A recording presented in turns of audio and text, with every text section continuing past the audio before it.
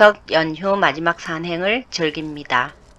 입구에서 삿갓 외대버섯을 만나는데요. 외대 덧버섯과 혼동을 일으키는 독버섯으로 정말 잘 구분해야 하는 버섯입니다. 저 아래 다발로 자라는 버섯이 보이는데요. 서둘러 내려가는데 이곳에도 삿갓 외대버섯이 자라고 있습니다.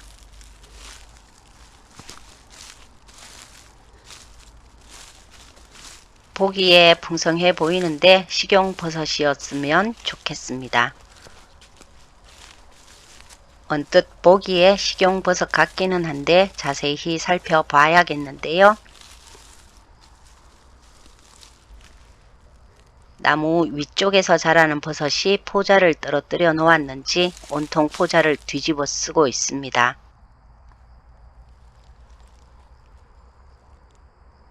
상태가 그다지 싱싱해 보이지는 않지만 검은 비늘버섯 같습니다.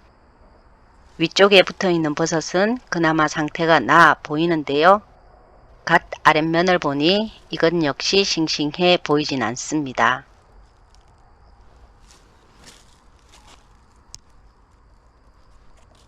하나를 따보니 역시나 갓 아랫면이 진갈색으로 변해 있는데요.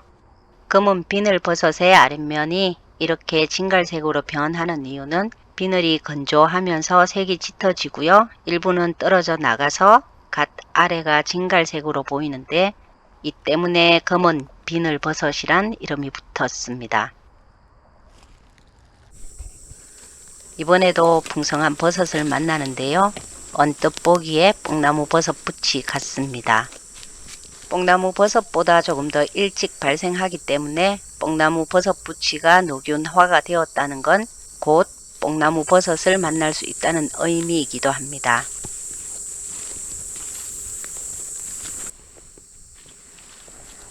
근처에 더 없는지 살펴보다가 이번에는 누군가 채취해서 버려놓은 뽕나무 버섯 부치를 발견합니다. 버섯을 따놓고 녹균화가 진행되어 버렸는지 독버섯이라 생각하고 버렸는지 알 수는 없지만 주변에 있는 것들 모두 상태가 이렇습니다. 그나마 깨끗해 보이는 버섯을 채취해 봐도 똑같은데요. 역시 아깝지만 그냥 가려고 하는데 이번엔 제법 싱싱해 보이는 뽕나무 버섯 부치를 만납니다. 하지만 역시나 먹지 못할 정도로 녹균화가 진행되어 있습니다. 근처에서 또 만나는데 이번에는 줄기에 턱받이의 흔적이 있는 것으로 보아 뽕나무 버섯 같습니다. 역시 뽕나무 버섯 부치보다 조금 늦게 나오는 뽕나무 버섯은 아직 먹을만 합니다. 서울로 돌아가면 서둘러 뽕나무 버섯을 찾으러 구광자리로 가봐야겠습니다. 뽕나무 버섯 부치나 뽕나무 버섯은 한번 발견하면 주변에서 더 만날 확률이 높습니다. 역시나 여기저기서 보이는데요. 대부분의 뽕나무 버섯 부치는 녹균화가 진행되어 먹을 수가 없고 뽕나무 버섯은 그래도 조금 싱싱해서 먹을만 합니다. 혹시 근처에 더 없나 살펴보고 있습니다. 뽕나무 버섯 부치나 뽕나무 버섯 효능은 비슷해서 모두 면역력이나 항암, 간 건강, 항염, 혈당 및 콜레스테롤 조절 등 우리 몸에 유익한 성분들을 다량 함유하고 있는 것으로 알려져 있습니다. 뽕나무 버섯과 뽕나무 버섯 부치는 모두 습기가 많고 토양에 수분이 풍부한 곳을 좋아합니다. 가을철 활엽수림, 특히 뽕나무나 참나무 등의 뿌리나 그루터기에서 물이 지어 자라는데요. 두 버섯 모두 식용이 가능하지만 날것으로 먹거나 설익혀서 먹으면 설사 등의 중독 증상을 일으키기 때문에 완전히 익혀서 먹어야 합니다.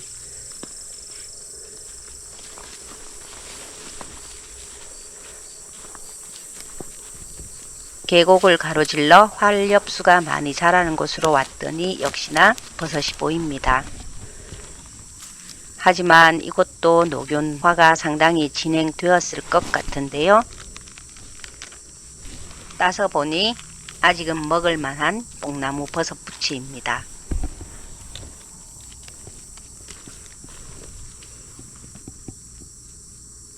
벌써 많은 균사체를 퍼뜨려 놓아서 내년에도 이 자리에서 상당한 뽕나무 버섯부치를 만날 수 있을 것 같습니다. 주변에서 아직 어린 뽕나무 버섯부치도 만나고요. 날씨가 추워져서 겉옷을 걸쳐 입고 탐색하다 보니 이번에는 송곳니 기계충 버섯을 만납니다. 송곳니 털구름 버섯으로도 부르는 이 버섯은 식용이 불가합니다.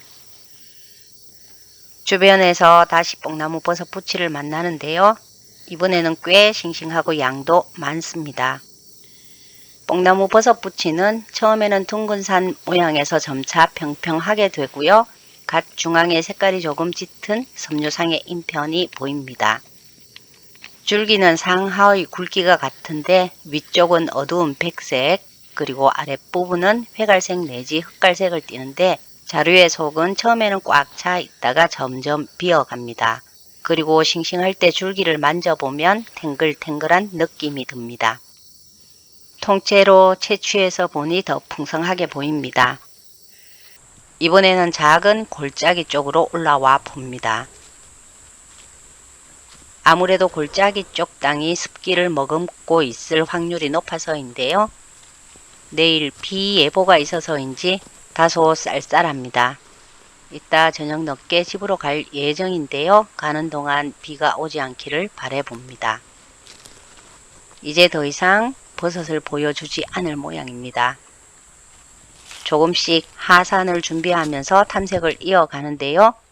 골짜기를 하나 건너왔기 때문에 방향을 잘 잡아야 합니다.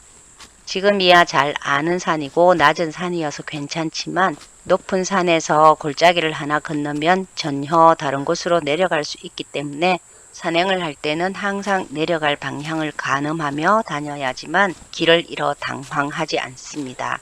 예전에 저도 산행을 하면서 길을 많이 잃어봤는데요. 그 순간 너무 당황스럽더라고요. 지금이야 산길 앱이 발달해 있어서 다소 낫지만 그땐 길을 잃어버리면 무조건 왔던 길로 다시 내려가는 방법이 가장 현명하고 빠른 길이었습니다.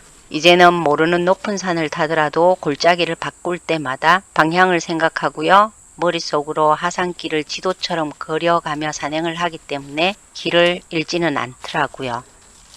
하산길에 고동색 우산 버섯을 만납니다. 이 버섯은 광대버섯과에 속하는 독버섯으로 분류를 해놓고 있습니다. 이번에도 삿갓 외대버섯을 만나는데요.